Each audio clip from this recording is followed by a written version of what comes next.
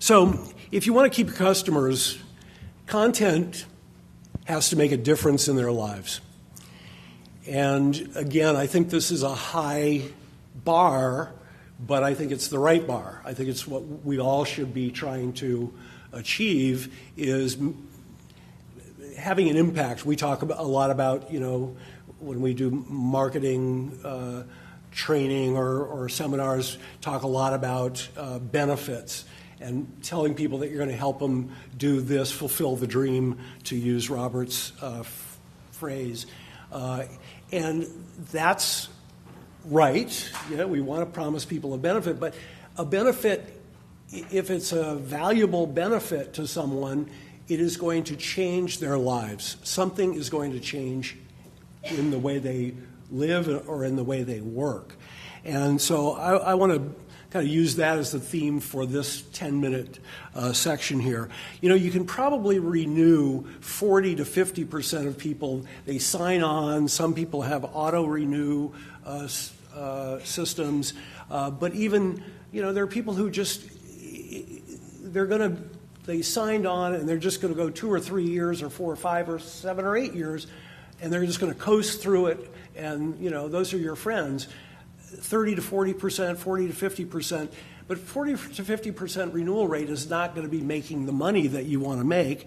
That's maybe paying your bills. What really is going to give you a profit margin is going from 50% to 70% to 80% and above.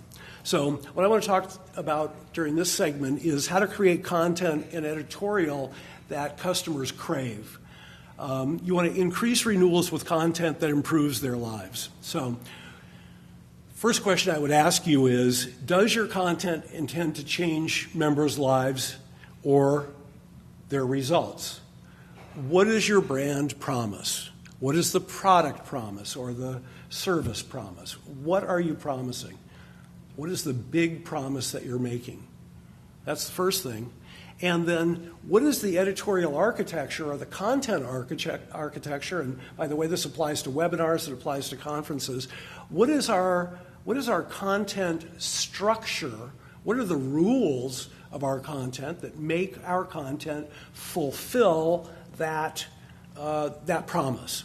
And what I find when I work with publishing companies and often with editorial departments is the marketers know what the brand promise is, but the editors don't know what it is, or the editors are detached from that brand promise. They produce editorial that doesn't necessarily fulfill that brand promise.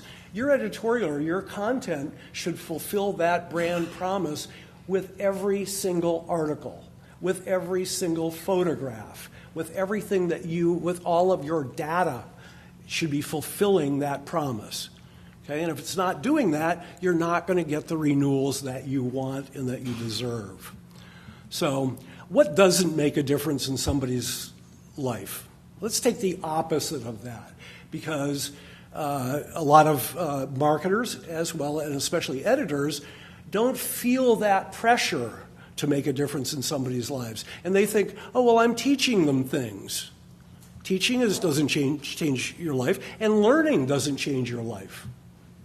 It's only what you do with the learning that changes your life, right? Discovering, optimizing something doesn't change your life. Getting insights, getting trends, again, doesn't change your life.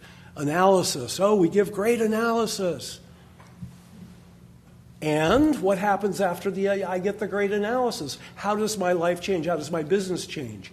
How do my results improve?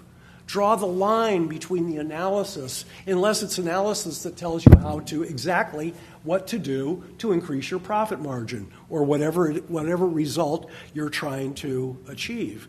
News doesn't improve my life, doesn't change my life. Understanding doesn't. Information, knowledge, growing, integrating, being flexible, teaching people to be flexible, reporting. None of these things matter unless they achieve a result. And so the question is, does your editorial, does your content, whatever the medium is, whatever the channel is that making a difference in somebody's life? And are your editors, are your content providers, the people who do your webinars, the people who organize your conferences, the editors who write your magazines or your newsletters, do they believe it, and are they committed to it on every single article they write? So here's an example. This actually is Helmut. I don't know if you will recognize this. This appeared originally in German, translated. Over the long term, there's only one direction upwards. You know my fundamental premise. This is an investment newsletter. In uncertain stock market phases like the current one, we can't fall into blind action, neither as a long-term investor, let alone as a short-term trader. Even more important in such phases, it's even more important to view the situation with some distance. Today, we consider the world's most important broad-spectrum stock index, the S&P 500. So what? It's an investment newsletter. The goal of the investment newsletter is to help somebody make more money. This article is not going in that direction.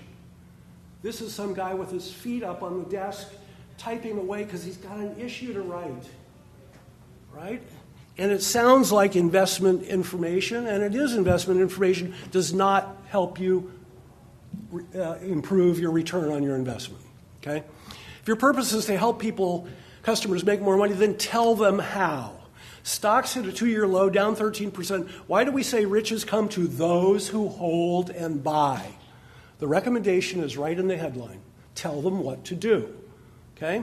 This is not a stock market analysis publication. It is a stock market recommendation publication. It tells you how to make money in the stock market. I know this has been a rough 9 months. Your portfolio is suffering. This is the time for rational people to be smart, not by panicking, by holding their wisely chosen portfolios. I'm not going to read the whole thing to you, but you can see he talks about this strategy and tells you why this strategy. Here's what you should do. Okay? That's the ideal. And I would put it to you that even Skylar and I were just talking about her publications, and she said, we didn't get into it, but she said a lot of them are news type of publications. Well, what does the news do for you? Do your editors know what they're covering an event, but what's it going to do for somebody? Because you can get news anywhere. You can get news on Google if you want it. Maybe you're just a little more efficient an organizer of news. Great. Google will be up eating your lunch in a couple of months. They'll be organizing it better. So I was working with a company, and I said, send me all of your, this is a print publication, but they also have an online version of it. And I said, send me a list of all of the readership of all of your articles over the last year. And I'm going through it, and quarter after quarter, this one article keeps coming up as the same article keeps coming up quarter after quarter as the number 1 or 2 or 3 best read article. And what's remarkable about that article is it's 4 years old. So the best article in 2016 was written in 2012. Quarter after quarter after quarter. I wonder what that article is about. Why is that article so popular? This is primarily a news-driven publication. It's called The Secret of Beating Granger. The world is distribution, the distribution industry, and Granger is the 800-pound gorilla, the biggest competitor. My last blog, called The Secret of Beating Granger, drew a lot of responses, and the gist of many of them was, thanks for telling me how they win, how Granger wins. Tell me how I beat them. And this article, indeed, starts to tell them how to beat Granger. My focus is on helping you compete more effectively without changing your business model. Each of these steps requires no capital. What is the message to that publisher? What is the message to that editor? How about we should be doing more articles like this and fewer articles that cover the news and trends? People want to know how to win. Tell them how to win. Oh, there he starts the list. How do your editors know a great story from a weak story? Okay, I'm telling you, It should, your content should help people improve. Well, it's one thing to stand in front of a group of editors and say, from now on, make your articles improve. I've done it many times. It doesn't work. They don't do it. So you have to give them a structure. You have to give them what I call an editorial architecture. You have to tell them that every article has to do these three things. If it doesn't do those three things, don't print it. Don't send it out. Don't post it. Okay? You have to have rules. You have to have a structure that says this is what we will do. People renew because of your content. Your content has to change their lives. You have to give your content providers, the editors, a structure for doing that. I'm going to try to quit right there. You have to codify it. You have to create content rules. It has to be written down, and then the content has to be judged by those rules. At the end, an editorial review once a year. Did you do it? Or how about the publishers reading it every issue and saying, we have the 5 rules. I'm looking at this article, doesn't do it. The headline's weak.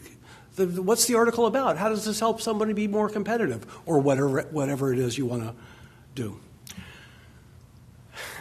This is quite an exercise to put so much information into 10 minutes. Thank you.